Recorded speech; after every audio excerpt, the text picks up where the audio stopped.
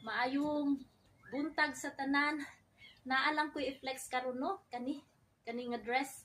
Kay gimingaw manggug ko kaayo sa akong best friend nga tuwa na sa heaven ug gawas pa ana nagpadamgo pa jud siya nako the other night. So mao karon naisipan akong isuot ni siya nga dress. So kabalo ba mo ang story ani guys?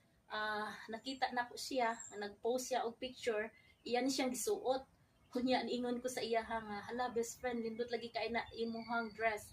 Ug kabalo ba mo, pag uli nako sa Pilipinas, ug pagbisita niya sa ako, iya jud ni siyang gidala ug gihatag nako. So grabe jud tanawa. Paborito jud ni nako. Ma-feel nako nga naara pud siya nako. Nagbalantay nako nga mao ni siya nga akong gisuot karon. Ug flex pud nako ang kani ang akong gi-pair nga shoes. So kani nga gi-pair nako nga shoes guys, kani paborito pud ni nako guys, sa best sa ano ni nako sa ako ang sister hinatag. So special siya nako. So mao pud nga ako siyang gisuot. So thank you so much best friend, kabalak ko nga naa ka karon sa heaven. I miss you so much and I love you. Bisag wala na ka diri, naalang gyapon ka sa akong kasing-kasing.